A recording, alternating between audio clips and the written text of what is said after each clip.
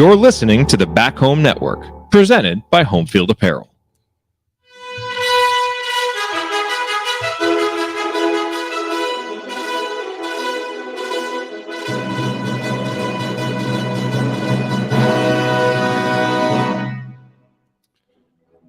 Hello, everyone. We're going to start that over again.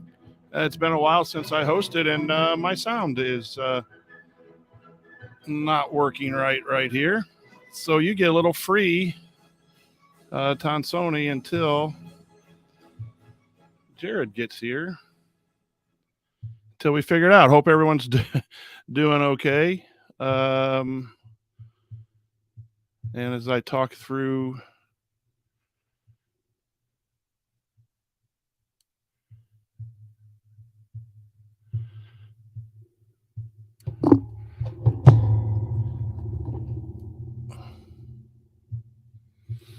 try that again.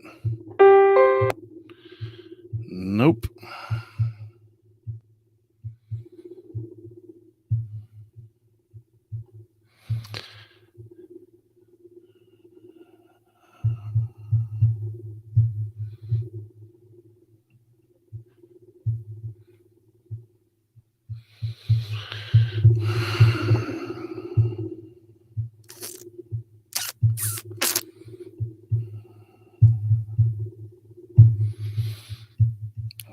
So we got a good show for you tonight. Once I figure out what we're doing here.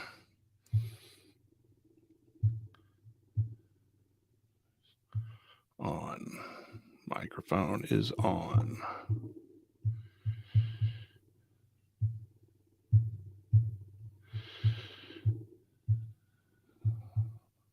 Settings. Audio.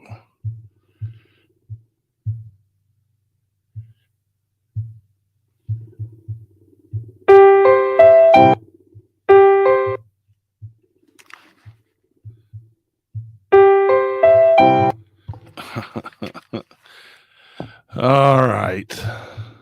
Technical difficulties here in the Tonsoni household.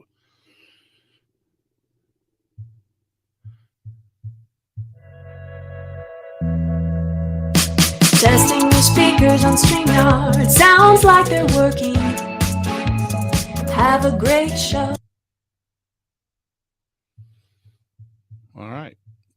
Well, you just get to look at me until Jared gets in here, and then he can take over and I can shut down what's going on here.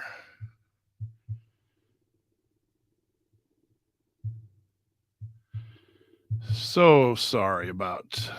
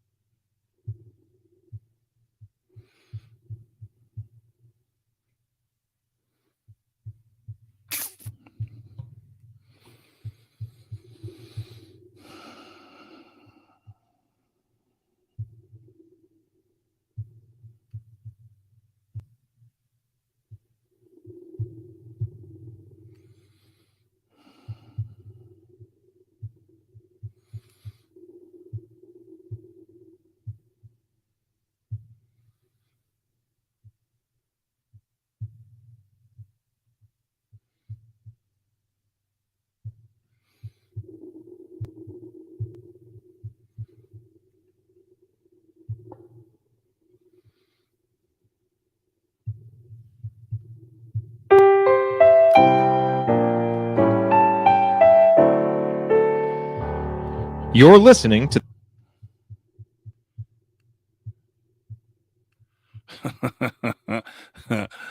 Oh, goodness gracious. I have no clue what's going on here. But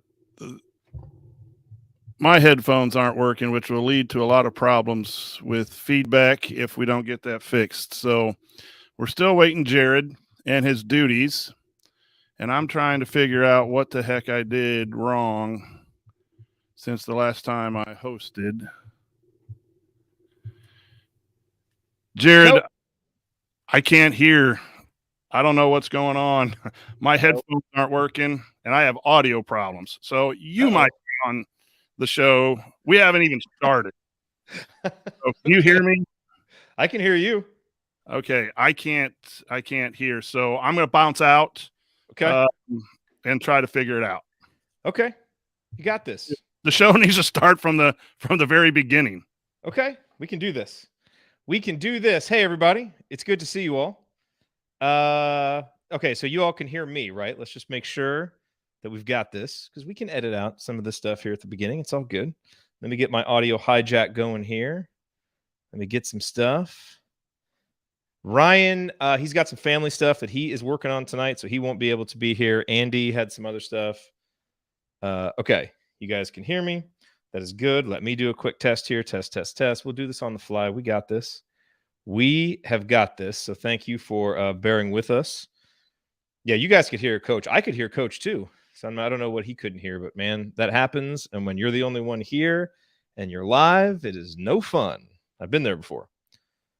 Coach, you ready for me to promote you back on? No. Okay. No. Okay. So he's getting out. All right, let's do this. Let's have some fun here, ladies and gentlemen. It is a good thing. You could hear the music as well.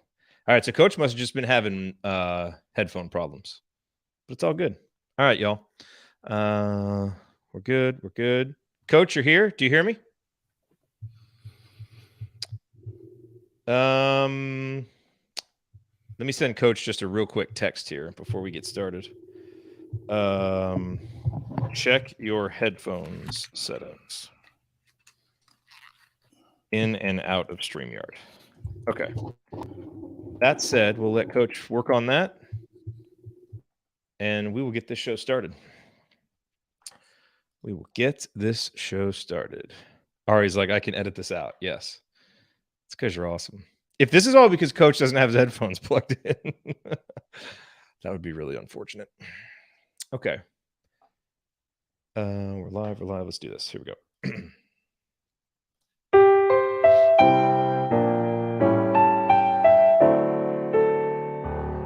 You're listening to the Back Home Network, presented by Home Field Apparel.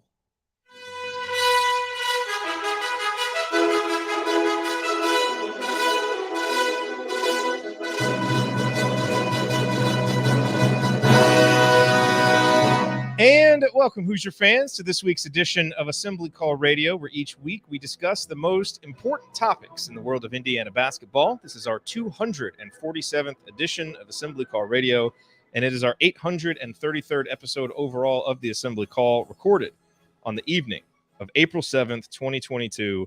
I am your host, Jared Morris. And let's begin this edition of the Assembly Call how we begin every edition of the Assembly Call, and that is with our Hoosier Proud banner moment. And Indiana is the national champion. When it comes down, Indiana will be champion. Smart takes the shot. The Hoosiers have won the national championship.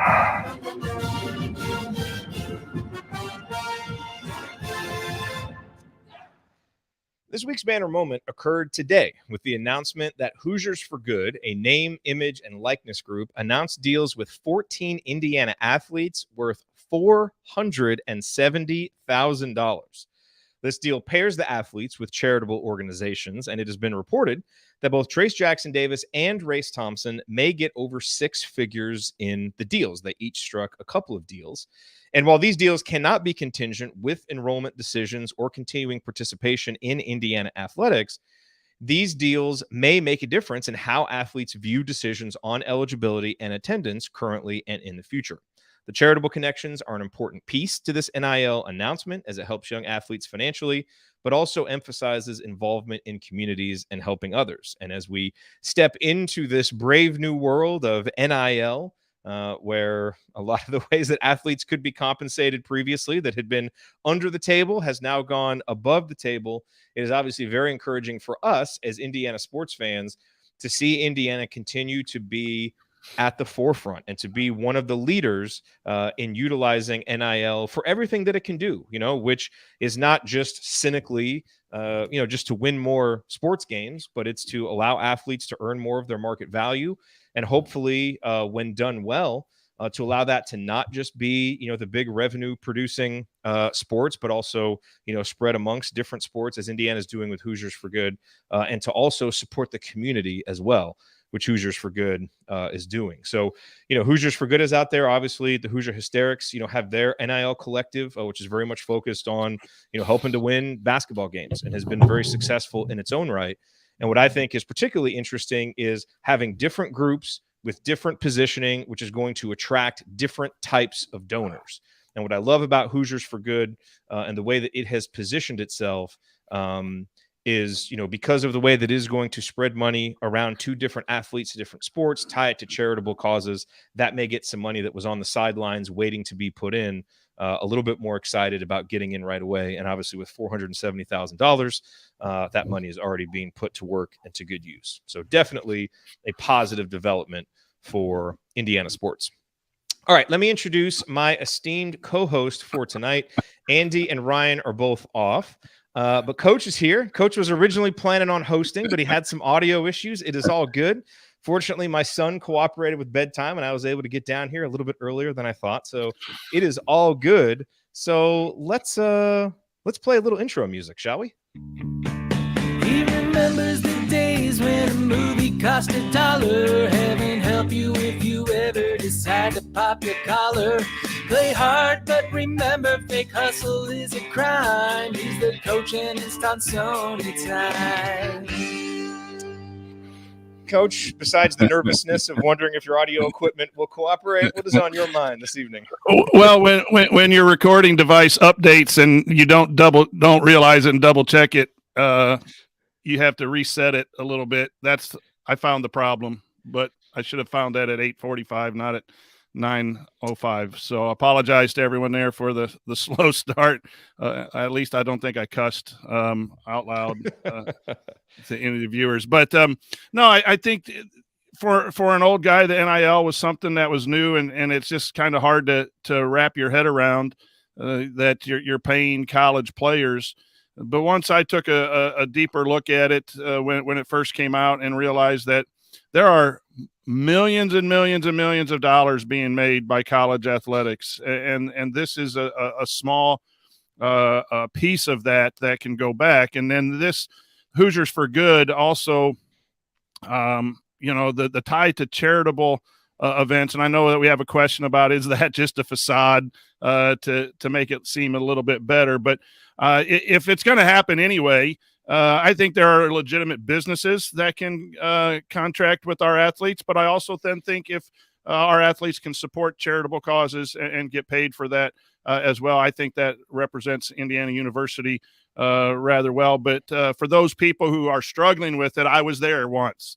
And I've just come around to realize that I think this is fair. And yes, it does open up a lot of issues, but if your school is proactive and building these collectives, then that's a plus. And that's just taking advantage of what we have in some of our graduates, some of our alums, some of our people who are concerned about Indiana basketball. So I think that was a banner moment in what was the past weekend. And we'll get to a rather stressful weekend with a coach leaving and a player driving a little bit too fast. Not a little bit, but quite a bit fast. So I think that was a positive. We have a lot of good charities that are going on. I know, the Hoosier Ticket Project, things like that need to be part of Indiana athletics. And I think that speaks well for the university. Absolutely. And hey, if you want to hang banners in the future, you're going to have to get ready for NIL and play in that arena. So good to see that Indiana's doing it. All right, here's what we have in store this week. There's a few Hoosier headlines that we want to go over. And so we are going to hit those. And then, look, it's the offseason, and we're still waiting on a lot of important roster decisions.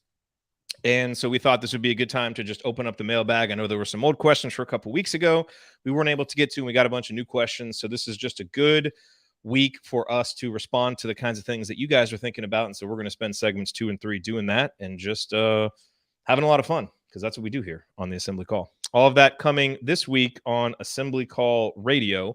And this edition of Assembly Call Radio, just like all shows on the Back Home Network, is presented by our friends at Home Field Apparel, where they have the largest collection of vintage IU apparel that you will find anywhere, with beloved logos, like 2 different versions of the Bison. And man, was Home Field Apparel on point for the NCAA tournament or what? I mean, St. Peter's goes nuts, and like a day later, they've got St. Peter's joggers and St. Peter's shirts. The Strut of Destiny shirt is just fantastic. South Carolina wins it all. Kansas wins it all. They are ready with shirts right off the bat. I mean, watching the evolution of Home Field Apparel from, plucky little Hoosier proud Indiana gear to just being one of the leading college apparel companies out there has just been something great to watch, and we are so proud to work with them. And so whether you want something from Indiana or from one of their 120, 130 different schools, they've got something for everybody with unique vintage logos on everything. It's comfortable stuff. The colors are going to last through many washings, and you're supporting an Indiana-based company that came up through Kelly, and there's really nothing better to do with your hard-earned money than that.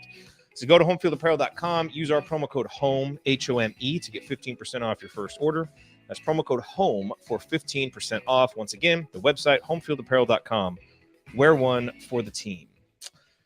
Okay, Coach, let's talk about some headlines. And there were a few of them. The first one, obviously, that has happened since our last episode is the Xavier Johnson story. Now, I assume most of the people listening to this in the offseason are diehards. And I'm sure that you probably all know this story with Xavier Johnson getting arrested for going 90 miles an hour down North Walnut, switching seats, et cetera, et cetera. He has, the latest update on this is he has an initial hearing Friday, I believe at 1:00. And most of the folks that I have talked to or kind of seen report on this who have a legal background think that the charges will get reduced to non-felony level. Because one of the charges, I don't remember if it's the reckless driving charge or the resisting arrest charge, is like a class F felony or something. It's like the lowest level felony. And so most people think that that will get lowered and he won't end up having a felony, but we'll wait and see what the outcome of that hearing is.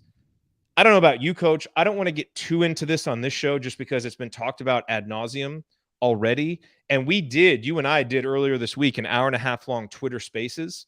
And if anybody wants to watch that, I can provide the link. I didn't put it in the podcast feed, but if you're listening to the podcast and you're like, I'd really like to hear that, because I thought it was a really interesting, 90 minutes. We gave our thoughts. We had some people who were there give their thoughts. It was interesting. I can put it in the podcast feed if you want. It's just kind of one of those stories now. I think everybody knows the details, and we're just waiting to see what happens. So I don't have much more to say on it now that we didn't already say there that hasn't been said elsewhere. Coach, do you have anything on that we need to cover tonight? No, just waiting the decision, and it might be the initial hearing and going through the legal process to see what's going on. And I think we handled that the other night and got to a point where we just got to trust the university and Coach Woodson in making the decision. That doesn't mean there aren't concerns when your point guard got suspended for curfew and then your point guard gets arrested for reckless driving. That's the person who's supposed to be leading your team and leading your team next year. So we're not trying to dismiss any concerns or say that it wasn't a serious issue, but it's really something that we can speculate. But there's one of two things: he's going to be back with the suspension, or he's going to be removed from the program. It's just going to be one of those two things, and we can address that when it happens. Yeah, I think we both went on record basically saying the same thing. We don't want – it's one of those things that's kind of in the middle. You don't want to overdo it, but we certainly don't want to underrate the severity of what happened. I think consequences are in order.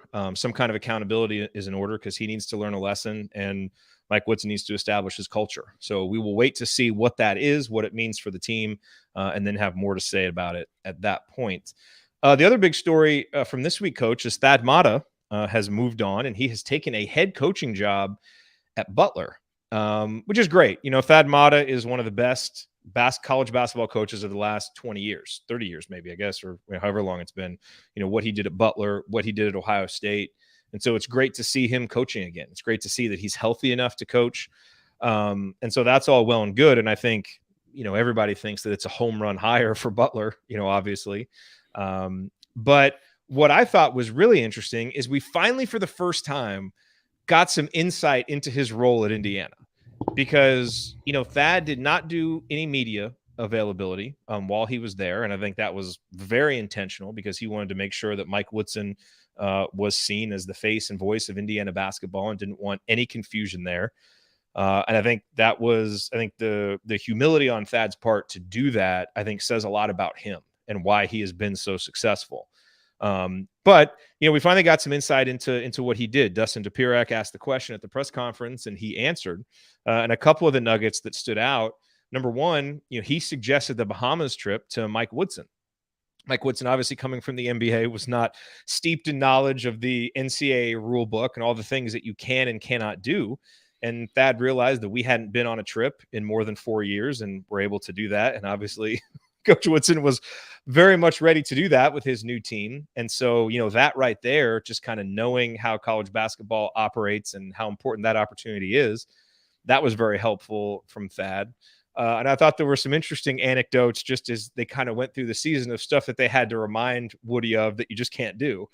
Like, you can't pick up recruits in private jets, or, you can't, take them off campus for meals, that kind of stuff, which probably would have made for kind of a funny sitcom. Older NBA coach comes into college basketball, doesn't know all these rules, but has a nice support system around him to help guide him, to not make any grave mistakes. And I think that's kind of the point that Thad made, which was, Woody was very open to that kind of feedback and did want to learn, because he knew that there were a lot of things that he couldn't. And, I think if he's spending all of his time just poring over the rule book and memorizing all the rules, well, that's, time obviously that he can't be coaching and doing some of that stuff. So we had to do enough to know to be able to pass whatever the test was. But Thad was part of that support system that helped guide him and guide Indiana basketball through a transition year. And it was nice to finally get that insight, because I think that's some of the stuff that we might have guessed or surmised, but no one had really talked about it. And so whatever challenges there may have been there, with their relationship, maybe when it came to the basketball part, or who knows, we don't really have any insight on that either. It was nice to get some of these concrete ideas for, okay, what was Thad there doing? What was the value he provided? You knew it had to be something, because a guy that's been around the block and that successful, he had to be providing value somewhere. And it was nice to get some of the specifics. Yeah, and it kind of opens you up to the real purpose of that position is to be an administrative assistant guide through all the technical stuff that college basketball coaches need to do, and that go between the athletic department. I think a lot of us probably erroneously thought that it was going to be a strategy X and O game planning position, kind of just written into an AD's position, when really it was an AD's position. It just was Thad Matta who was in that position, because it had been filled before. I think Bill Komar might have had that position. Jade Grossman. I don't know if I got those names right, but I know the previous coaching staffs got to name the person who was in that position. So that was good to see, because sometimes our perceptions are wrong as fans, because we're not in the arena. We're not in Cook Hall seeing what's going on. And when the performance on the floor starts struggling and you lose 5 games in a row, you wonder, what's going on. And we don't know. So it was kind of a nice to just get, reassured that the plan that was laid down actually kind of worked. It probably was us wanting it to be more than what it was with Thad Matta. And the nice thing is that it, again, you help people. Coach Matta is healthy now, and it's hard when you're a coach and you leave for the right reasons, but there's always that itch to get back in. And if you can make it happen, you like to see coaches go back and do that. And I wish Coach Matta nothing but the best. And we talked about this, I think, too. It's there's no issue with Indiana basketball because he left. It's not like he was angry at his position or not getting along with the coaching staff or whatever. It's just you have an opportunity to get back into the thing that you love at the school where you played. That's kind of a no-brainer if everything's okay health-wise. And I think that's what we see. So I think Butler basketball made a great hire. Yeah, and he had some really nice things to say about Indiana and how much he enjoyed his time there and how much it meant to him to be a Hoosier. And so I think, all Indiana fans will be, wishing him well as he goes on to Butler. He just, you don't find too many people in college basketball that get talked about like Thad Matta. Like if you've heard Mark Titus talk about him, he just goes on and on about just what a good guy he is. And you saw Trace and, a few other people, just tweet out, Miller Kopp did thoughts about him. So he clearly made an impact and built relationships. And that, seems to be the one thing that everybody talks about with him. So, I think it's a kind of thing. I don't think it's going to, devastate IU basketball that he's gone. But I have wondered a little bit, since that press conference, is him leaving gonna leave a little bit more of a hole than maybe we think, just because of his experience and the relationships he can build and just the presence that a guy like that can have. And we don't know. But, just given his success, it's probably wise not to understate, just what having a guy like that around can mean. And so, will Indiana fill that role? It'll be interesting to see. But it was nice to get some of those details. Yeah.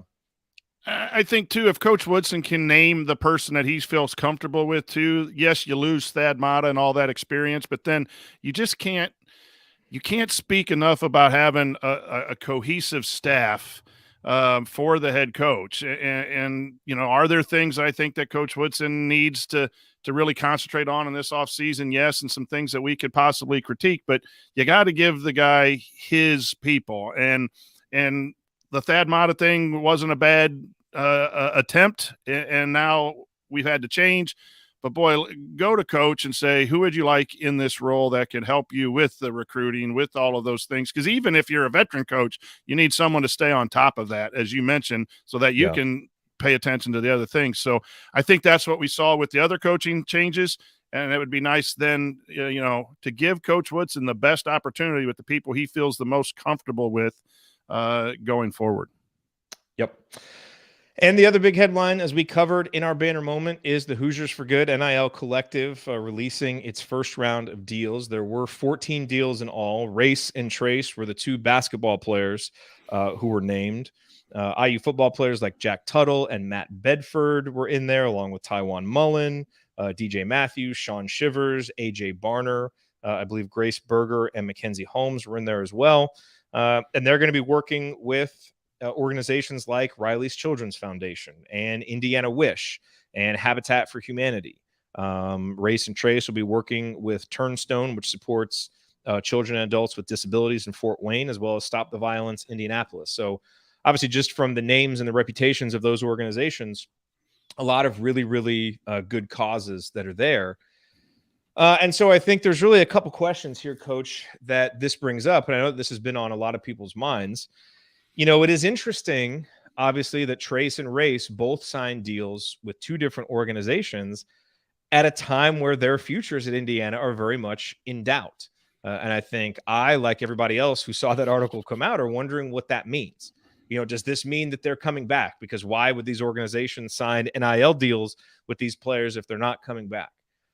What I would say, and I talked to a few people about this, look, having deals like this and having the opportunities to make money like this that Trace and Race are going to have, having spent a combined, 7 years on campus now, building up their reputations, being people that you can trust because they do the right things on the court, they do the right things off the court. I mean, any of these organizations would be lucky to have these two guys representing them. That is going to weigh heavily, I think, on their minds in the pro column when it comes to coming back to Indiana. And that's what these deals represent. But, as you mentioned in the banner moment that you wrote, NIL deals cannot be struck contingent on your coming back, right? Like we couldn't go to Tamar Bates and say, hey, we'll re-up the inside scoop with Tamar Bates for X amount of dollars, but you have to come back, right? Or it's not on. You can't do it like that. And so, so I'd be careful to think, oh, they signed these deals, they're for sure coming back. These guys have stature. Whether they're here or not, these organizations are going to benefit from whatever Race and Trace can do with them, whether they're here, playing in the NBA, doing whatever. So I don't think it necessarily means for sure they're coming back. But what I do think has developed in the time since the season ended is, whereas I was pretty pessimistic about the possibility of either guy coming back, everything that you hear and just all the little tea leaves that you can see suggests that it's much more likely than we may have thought. And now we have to wait and see. And a guy like Trace is probably going to go through the NBA process. And who knows, a guy like Race might go in the transfer portal and see what's out there. We don't know. But striking these deals and having these opportunities there, it changes the equation for guys like that. You know, they could both play professional basketball next year, but could they play and earn as much as they can now from NIL and have a platform like they have at Indiana? I don't know. And so that makes it a much more kind of level playing field for a decision. And it seems like now, as we sit here on April 7th, without knowing for sure what either guy is going to do, it's starting to seem like much more of a real possibility that one or both of them could come back. Yeah, and I'm going to take this in two ways, Jared. One, I think it speaks volumes for Race's possibility of coming back, because then he could re-up again at the end of next year. They said they wanted to sign in the fall and in the spring, and if he's back, there's some other deals that obviously could go on, and that's pretty good money. And then for playing basketball and being beloved at a place. I'm not sure it's an automatic stay for Trace Jackson Davis, because he has the ability to help these charities and help his NIL deals. If he goes and gets a late second-round draft pick, that's still beneficial. And that's just kind of the first deals he gets then as a pro. So I think he still is probably more likely to go through the process. Race is going to have to decide, is this a deal that's worthy enough for me to stick around? But the second thing is that I came around on was this. I think it's good for college basketball in general, because a lot of young people might want to leave and go overseas at least and start making some money, or try to go to the G League, or try to go early. And then there were so many young men that would not get drafted, and their professional opportunities were shut down right away, and then they couldn't come back to college. There might be across college basketball now opportunities for people to stay 3-4 years, a couple years longer than they normally would, which increases the talent across college basketball. And then specifically at Indiana, if a guy like Race decides, you know what, I like Indiana, it's been good to me, I'm now making some money, I want to stay again, it's going to make Indiana basketball better. The old way for me is, that we're playing, we're dropping bags of money at AAU tournaments. That's what it seemed like for people my age. But now it's an incentive to maybe stay a little bit longer than you would. And I think that's a possible good thing for Indiana and for college basketball. And that is a strength, I think, of our brand too. I know Indiana struggled for 20 years, and we're all fighting to get it back. But we're still seen as a blue blood by a lot of people. There was a discussion at the Final Four, is Villanova a blue blood? And there was not a discussion about kicking Indiana out of that. It was just, are you going to add Villanova to that? That's still cool. And so there are people who want to have the athletes advertise and be a part of what they do business-wise. So if that's a strength, then we need to go forward with it. But this is just, it's a different time. And if you're going to play the game, you might as well jump in and play the game as well as you possibly can. Even if you feel like it's not the right game, you got to play it. We'll get to that in a second, because we got a good question about that from Melissa. But the other point I want to make on this is, look, the transfer portal is changing a lot of things about the college basketball offseason, right? Players can transfer without sitting out a year. It feels like there's free agency. I see NIL as a counterweight to the transfer portal for this reason. The equity that you build at a particular campus matters. Like, Race Thompson has been here for a while, and Indiana fans love Race and respect him. We know him. His weight carries something in this community, even though he's not from here originally. And the same thing is true for Trace. And so that makes them more attractive to companies or organizations that want someone promoting them that has some authority and whose word is going to carry weight. And I don't want to pick on him. I'm just using him as an example. Take a look at Rob Finney, who similarly has built up a lot of equity at Indiana, but now he's going to transfer somewhere else and he doesn't have that same equity. Is he as popular or as likely to get an NIL deal as a Race Thompson is, or as he would be here at Indiana? I don't think so. And that means that the longer a guy is at a school, there's going to be more of a pull for him to stay because his word is going to matter more. Now, if Race goes to Minnesota where he's going back home, like I get there can be exceptions. But I think in general, it's really going to make a difference if a guy is around for a little while and actually make it more likely for him to stay because he's going to get better NIL deals. That just makes sense with how this stuff is going to go. And you're seeing it with Trace and Race. And so I think this example now that Indiana can point to and having these different collectives popping up, this is really going to be valuable for recruiting because Mike Woodson can't go into a family's living room and say, come here, we're going to set you up with this $100,000 deal. They can't do that. But what they can say is, come here, look what Trace got. Look what Race got. Look at these opportunities that we have with these different collectives. There's lots of different options out here for you because this community, loves investing in its basketball players. It's going to really matter. So, and I like it from the standpoint of giving guys who have been around at a place more incentive to stay there. That's a good thing for college basketball. And that leads us into this question, which will end our first segment here. And this comes from Melissa. And look, this is a sentiment that I think a lot of people have. She says, isn't Hoosiers for Good a carbon copy of Horns with Heart? Supposedly altruistic, but is really using charity facade to enable pay for play and NIL no-no, regardless of what Glass says. I thought it was a scam when it was UT, and I'm not sure I should feel any differently now. All I'm saying is I feel like, I know if this was Kentucky, we'd all feel like this is a tricky way to skirt rules to create a slush fund for athletes. It feels like a very Kentucky thing to do, a little wink, wink, nudge, nudge. And my response to that would be, if we didn't have these NIL rules, and we were learning about this through back channels, and it was against the rules, then that would make it unethical, and that would be wrong. But this is all above board. And essentially what you're seeing here, what Hoosiers for Good has tapped into is this is money that has been sitting on the sidelines ready to support Indiana athletics and hasn't gotten in there, that now is going to the athletes who have worked hard to deserve it. And look at all the names, that are on there. Now you've got a Sean Shivers who hasn't been, at IU very long, but a lot of those other people have been there and built equity in Bloomington. And it's going to support good causes. And so I don't see it as the same thing. I see this as being able to tap into money that is clearly there and ready to support Indiana athletics and trying to find as balanced and productive a way to kind of use that capital as you can. So I understand what Melissa's saying. And I think in a different era and under a different set of rules, she has a good point.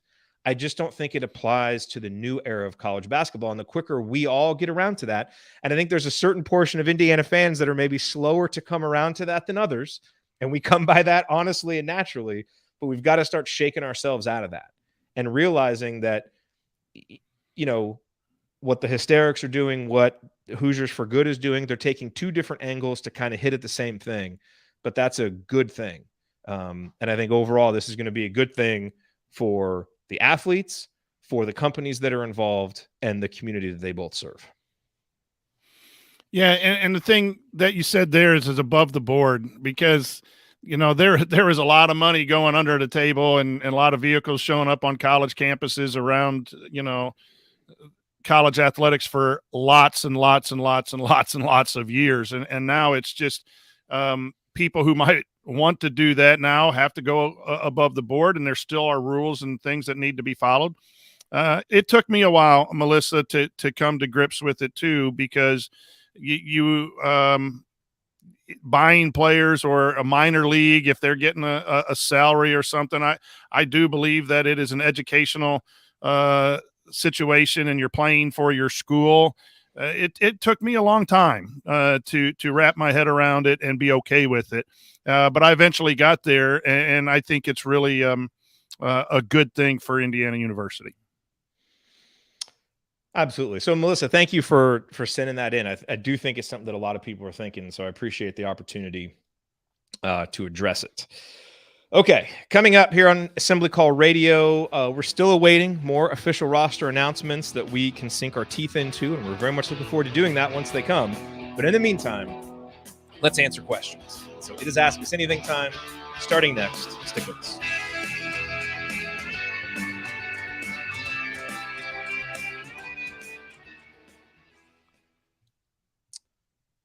All right.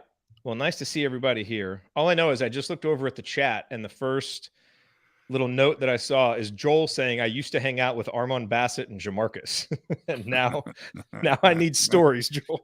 Now he hangs out with Coach Tonsoni at baseball games. Yes. I don't know which is worse. Who's rowdier? Yeah. I don't know who's worse.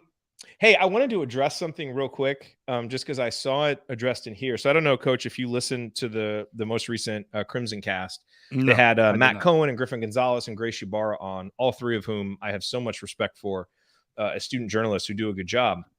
And they were talking about the Xavier Johnson thing. And Matt made a point of talking about how there was a Twitter Spaces done, and how he really didn't think that was a good thing. Basically, kind of like, here are the old IU fans, kind of overreacting to the story, and this kid got in trouble. Why are we promoting it and continuing to talk about it? He didn't mention, I have no idea if he was talking about the hysterics one or ours. I would say he was probably lumping the two together, because if he had a problem with one, he probably had a problem with the other, since we talked about essentially the same thing. And I know there were a couple comments about it in the chat, and I want to address it real quick, simply to say this to Matt and to the person who had a problem with it in the chat. I hear you. And I don't think that you're off base to say that, because I think there's a valid criticism of saying, hey, this college athlete got in trouble. He did this thing that other, college athletes might do. Like, why are you trying to leverage it into content and attention, which, even if that's not our goal, is still part of what's happening. And so, viewed from that perspective, I do get it. The reason why we talked about it anyway, and the reason why we decided to do a Twitter Spaces on it, is I thought there was a lot of bad opinions being put out about it that were, two sides running to either pole. And in this case, I thought that was extremely unfair to Xavier and just to the conversation in general. And so in that case, I thought we could offer a useful perspective to help guide the conversation toward the middle, and then also hear people out. And fortunately, all the people who were on that Twitter space with us were extremely reasonable, and I thought that whole conversation went well. But I kind of weighed those same thoughts. It's like, should we really be talking about this? But I think sometimes, and I guess you can get in a little bit of trouble on Twitter taking that as like what the discourse is, because there can just be a few yahoos on there that make it seem like the conversation is more polarized than it is. But I know, we try to use our platform when we can to help guide a conversation in a supportive direction. And that's what we're trying to do. So, if you have a problem with it and you think that's not something a show like ours should be addressing, I actually think you have some merit, and I get it. And we do think about those things. But in this case, that's why we wanted to address it. And hopefully we did it in a responsible way that even if X or anybody else listening to it, wouldn't have a big problem with. But that's why we did it. And, those are the decisions that we always kind of reflect on and try to make sure we're making the right ones. But I just wanted to kind of give our thoughts there on that. All right. Coach, are we ready to jump into some questions here? Yes, we are. Okay.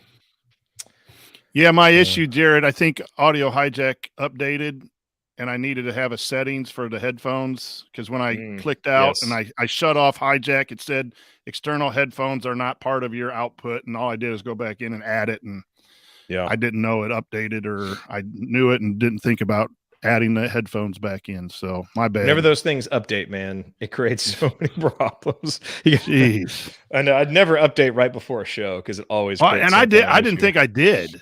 No. It's just one of those, you just assume it worked last week or 2 weeks ago, but it obviously must have updated. So we're good. All right, cool. Well, let's hit these.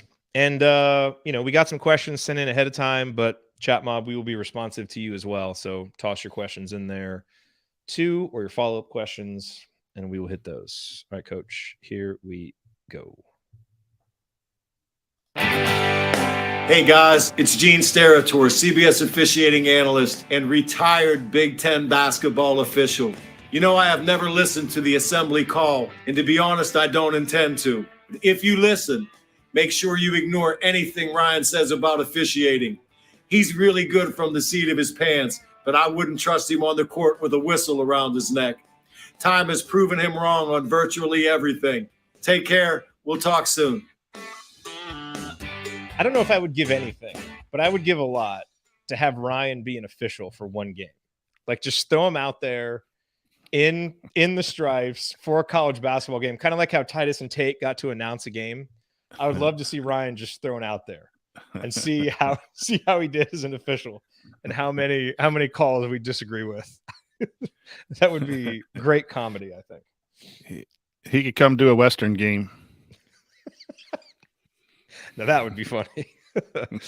Okay, tonight's episode, in addition to being sponsored by Home Field Apparel, the presenting sponsor of the Back Home Network, is also sponsored by Superior Insulators, owned by longtime listener and IU season ticket holder Brad Brosmer. And, we've been telling you about all the great work that Brad's company has done installing air barrier systems and spray foam for the IU Excellence Academy, how they also worked on the IU football locker room, Marching 100 Hall, and many other buildings on campus. Well, that work is all the more impressive because they aren't even based in Bloomington. But now, thanks to their recent acquisition of spray foam insulators, they will be able to grow their service in the Bloomington market more efficiently through local teams and support.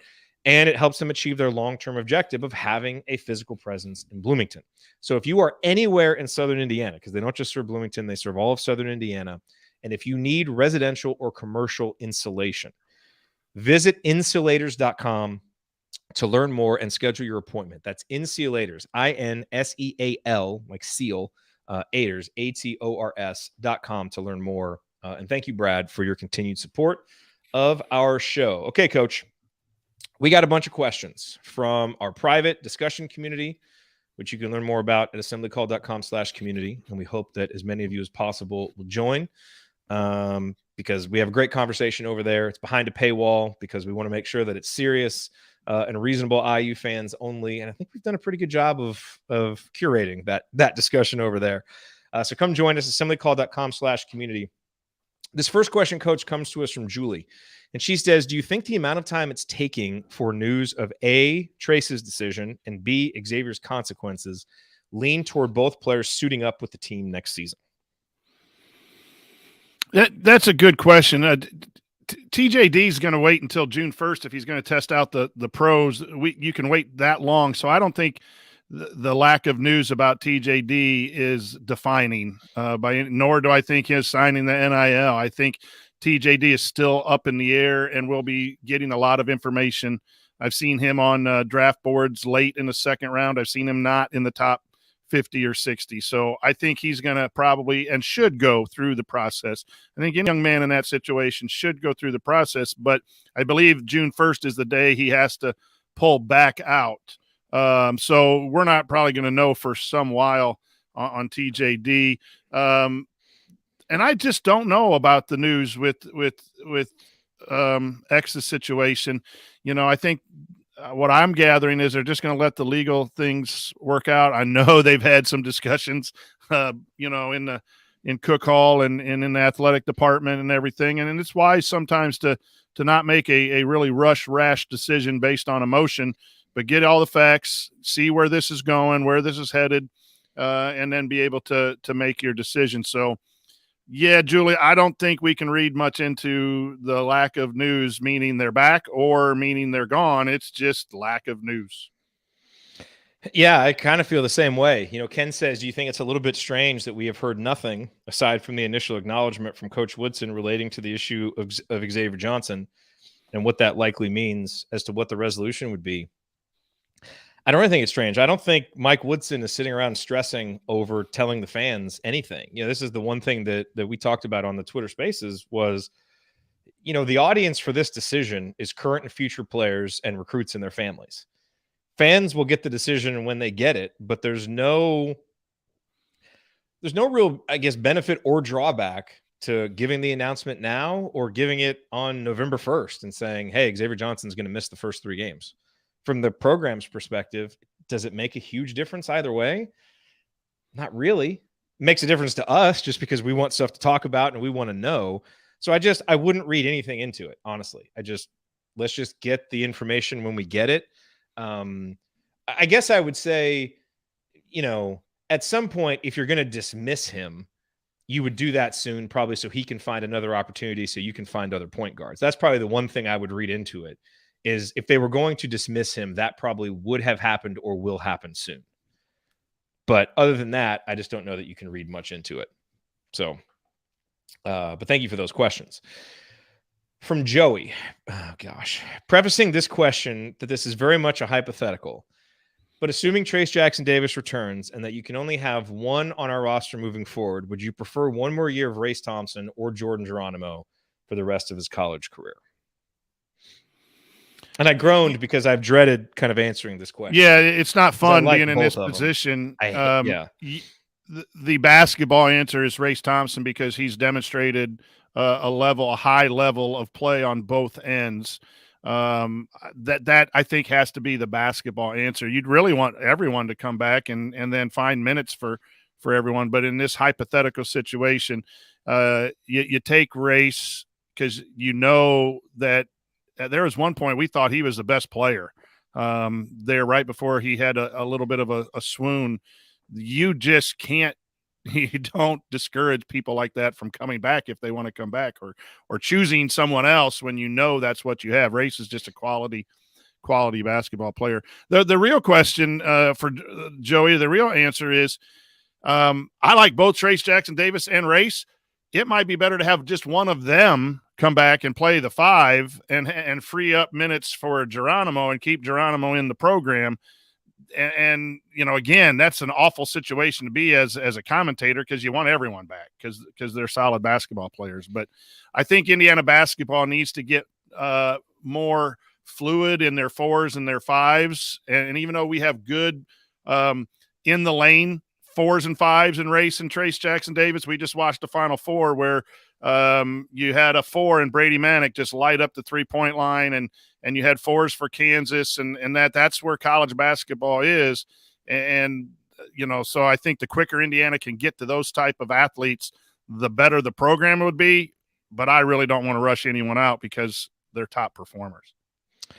It's a really hard question, and it's interesting because for as emphatic as you just answered it, everybody in the chat who answered said Geronimo by a wide margin. Geronimo for sure, as if it's not even a question.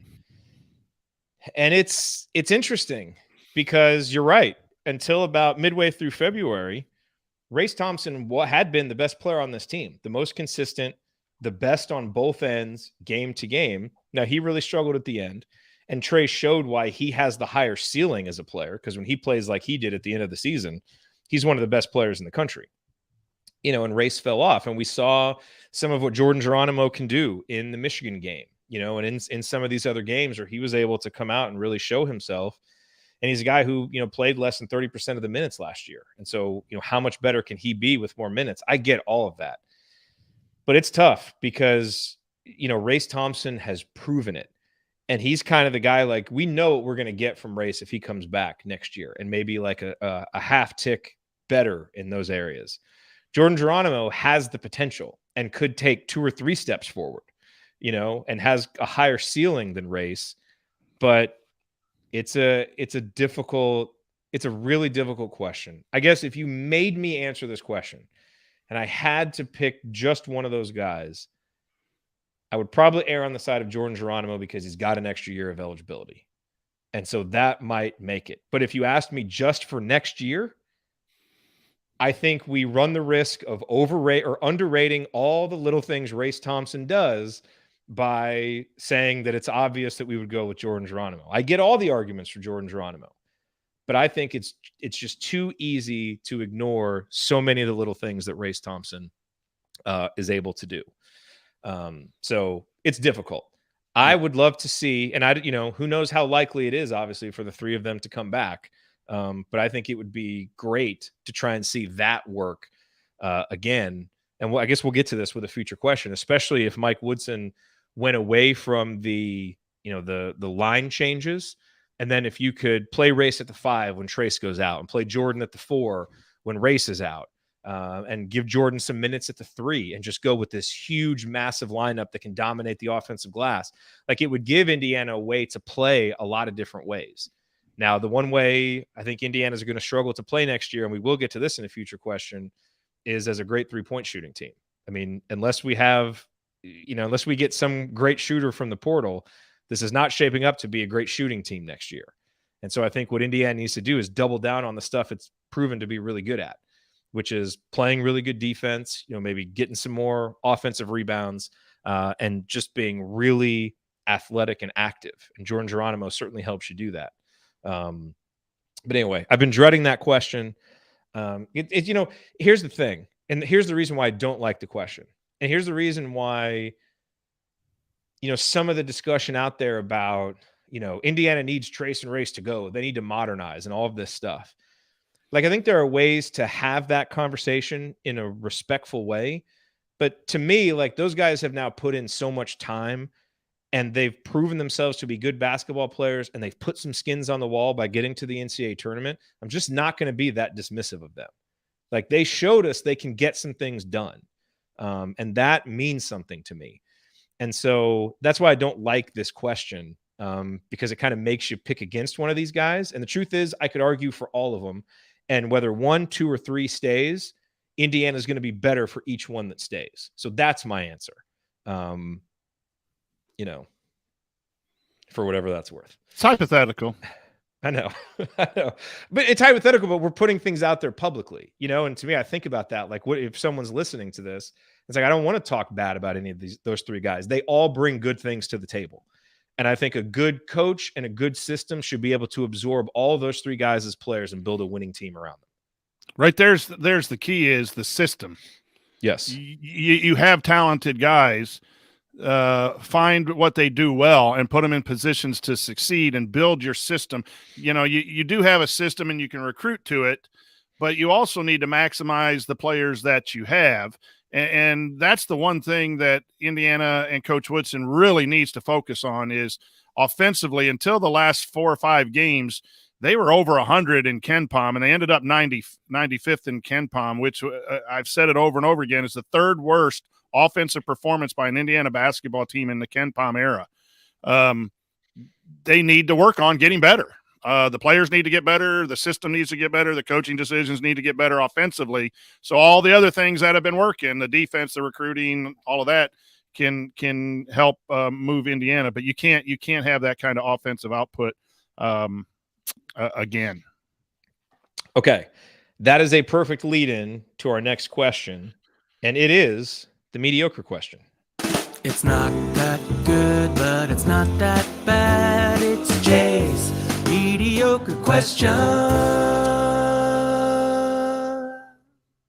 So let's tie this all together, Coach. From Jay, let's assume for a second that IU returns a very similar roster, i.e. TJD, Race, Kopp, etc., with maybe another addition and subtraction. Do you think IU can significantly improve on an offense that was 74th in the country this year and 11th in the Big Ten, according to T-Rank, and lower than that, according to KenPom? So, similar roster. Can this offense significantly improve, and what is the path to that improvement? Two things. Yes, it can, and yes, it must. And the thing that gives me a little bit of excitement is I thought the offense really clicked the last 11 games. Indiana only went 5 and 6 in those games. So it clicked, but it needs to even click at a higher level.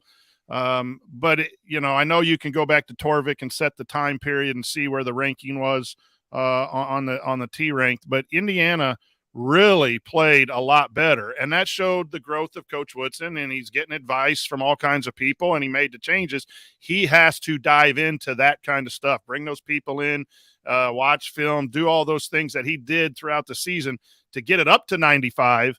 That shows that there was improvement within the season. There has to be a huge amount of improvement in whatever it was that was the causes, whether it be the substitutions, the lack of second side drivers, all of those things that we talked about. Those are real. And coaches know when you have a squad that's not getting things done.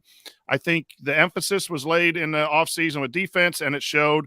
I think we were 24th overall defensively, but yes, they can. How do you do that? I think you have to have more athletes. The one common thing, Jared, of the last 11 games was Rob came back. He provided some spark defensively, which creates easier opportunities on the offensive end. Galloway was a second side driver, even though he didn't shoot well and made some questionable decisions, but he put pressure on the defense. And then Geronimo exploded with offensive rebounds and hitting a few shots and being a real bouncy guy.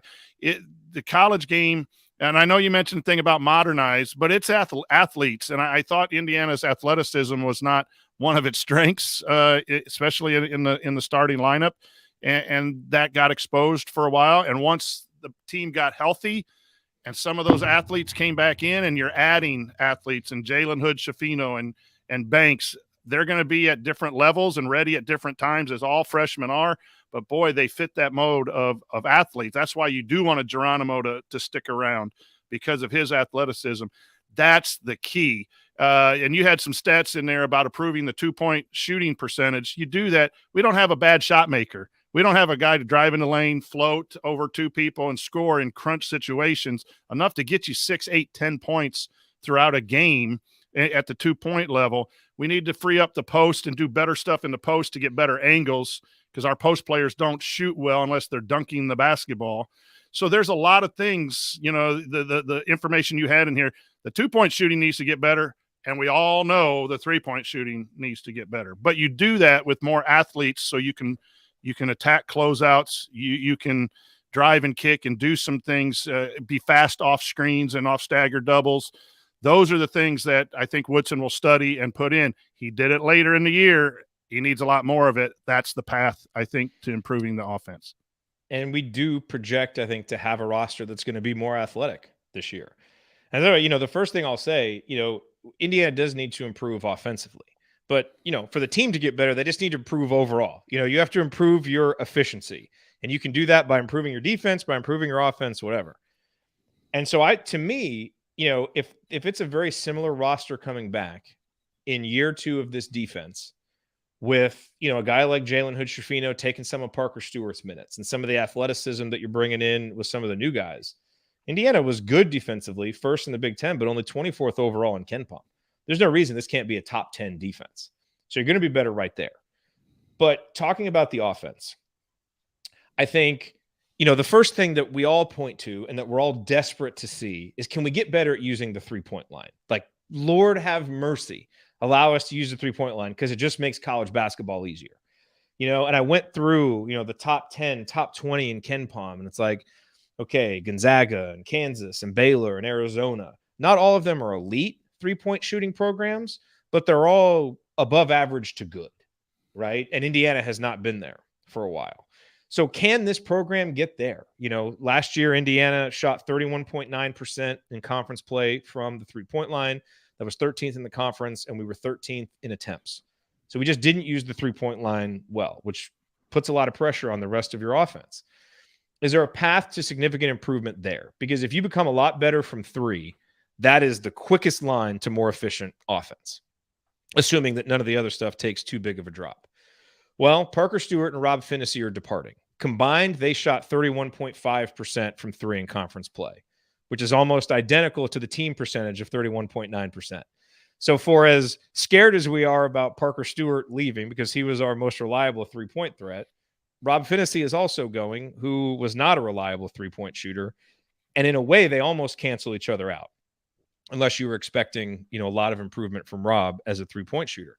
So how can Indiana improve this number, right? How can we get better than this 31.9% number? Well, is Xavier Johnson likely to improve on his 36.1% 3-point shooting? I mean, it's possible theoretically if you're getting him more catch and shoot threes, but you look at his history. I think if you told me I could bank 36.1% from 3 for X right now, which is what he did in conference play, I'd probably take that. I would book that right now. Tamar Bates shot 27.3%. Trey Galloway shot 26.3% from 3. Those two do figure to get better. The question is how much. Seems like Tamar probably has a higher ceiling than Trey, but I think both of those guys could improve, and you probably need them to. What about Race? He was 28.9%. Jordan Geronimo was 23.1%. I think there's room for growth there, but neither one of those guys is a high enough volume shooter probably to make a huge difference. And then you look at Miller Kopp, who shot 35.1% from 3, which is basically right at his career average of 35.8%. So he might be a little bit better, but how much better? I mean, he has a pretty demonstrated track record. And then, the new guys, Hood Schifino, CJ Gunn, Caleb Banks. We all have high hopes for those guys, but shooting tends to be the thing guys really struggle with early on. And so, I'm not sure any of those guys really move the needle for Indiana from 3-point range. So I say all this to say, I don't see a clear path to us getting better as a 3-point shooting team. It could happen if a lot of guys get better, but we haven't seen that kind of player development in this program, so I'm not going to bank on it. So that, to me, isn't the most likely place where you get better. I think, Coach, what you talked about, in the second year of an offense, guys getting more comfortable, if we can take some of that comfort that we saw at the end of last year, what X and Trace were doing in the pick and roll, and some of Indiana's abilities to run different sets and get guys open looks, if we can do that, I think there is a lot of meat on the bone for the 2-point field goal percentage to get better. Because I think a lot of people would be surprised to know that we shot 48.2% from 2 in conference play, which was 11th in the Big Ten. I mean, this team made the NCAA tournament 11th from 2-point percentage and 13th from 3-point percentage. You know how hard it is to win basketball games shooting that badly? But, Trace shot 54.2% overall from 2. Overall. But from the Purdue game on, he was 62.9%. And that was against some really tough matchups. Is there any reason, if you've got him and X together for another year and he's really locked in for his final season, that he can't shoot 60+% from 2? I don't think so. And so I think that's an area where he'd get better. Tamar Bates was 25.6% from 2. And you talked about who's a guy who can get in the lane and make tough shots. I think we all believe Tamar can be that guy. Some more strength, some more comfort, some more, a more established role so he doesn't have to rush when he's out there. There's a lot of things pointing to improvement from him. And I think he could take a big jump. Rob and Parker are leaving. Neither one of those guys was efficient from 2. And while I'm not ready to, again, anoint Jalen Hood Schifino or any of those guys as great shooters, I do think, Hood Schifino and Trey Galloway and Anthony Leal and CJ Gunn and Jordan Geronimo, they can be better than the 37% that you got from Parker Stewart and Rob Finney. And, then you got Miller Kopp there, who was a better shooter than I think what he showed last year. And so I think that, to me, is the path. With better athletes, another year in the system, I think Indiana can become better at converting inside the line, help compensate for what they don't do behind the line. And then I think if you're going to have, especially if you get Geronimo back, if you get Race back, if you get Trace back, you're going to have an advantage athletically. And I think you're going to have to play to that strength. You may not be able to be a high volume 3-point shooting team, but offensive efficiency can come in a lot of different ways. And one great way that you can produce more points in your possessions is to get offensive rebounds. And Indiana only rebounded 25% of their misses in conference play. That was 11th in the conference. I mean, every offensive number is just so bad. But, I think Jalen Hood Schifino will be a better rebounder than Parker Stewart and Rob Finney, who are 2 of our worst rebounders. Jordan Geronimo, if he gets more minutes, he was our best offensive rebounder. And he's not coming back to Indiana to play fewer minutes. So you'll get more offensive rebounding from him. I think Trace rebounded better. So, and if you're getting more offensive rebounds, you're theoretically getting more, high percentage 2s. And so those two things work together. So that's my answer, is the path to being better offensively is number one, it's year 2 in the system. Everybody should be more comfortable.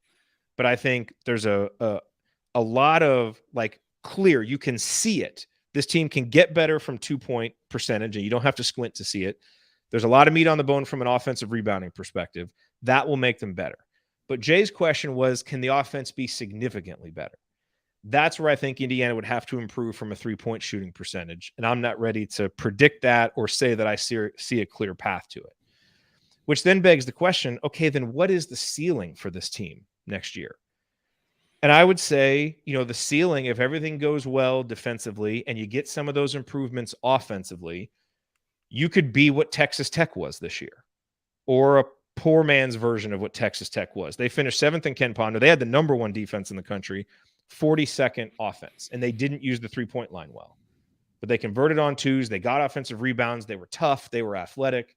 And they were a really good team that took Duke down to the wire. But you start looking at the profiles of the teams that were in the top 10, the top 15, that's kind of the one that maybe most closely resembles what this Indiana team could be. And there would be no shame in being, that good of a team in Mike Woodson's second year. And I just think it's going to take more cycles of recruiting and a guy like CJ Gunn getting older for the shooting to really change. I hope to be proven wrong on that.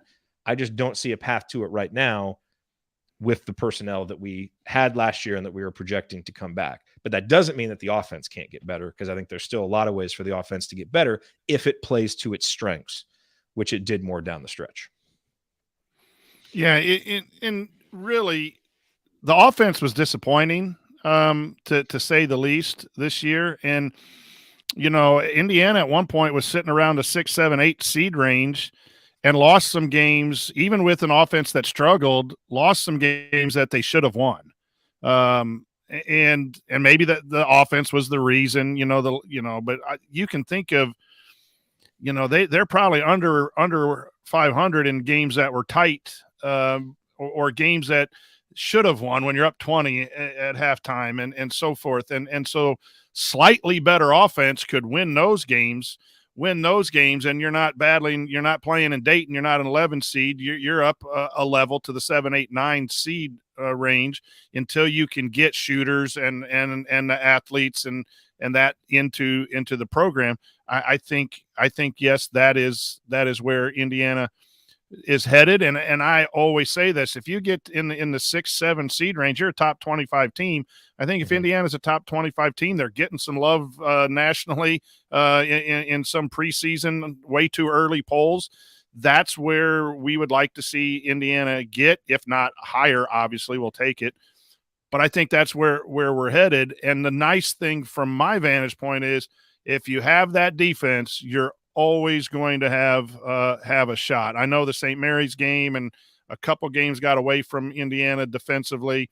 You'll have those, but when you have a defensive-minded program, you can withstand some difficulties in offense, and it just takes some special players to get that offense up to the 30, 40 ranked in Ken Pom, and I don't know that that's going to happen in year two, but it does need to move in that direction. So I'm really big on scheme. Where are the shots coming from? How are you getting baskets at the rim? Those are things that we're really going to have to look at early next year to see how Coach Woodson has changed that up if the roster is similar. And look, that equation that I just kind of laid out there could change. Obviously, if Trace isn't there, that, they're going to have to find some different ways to get offense. So this was under that assumption that those guys are coming back.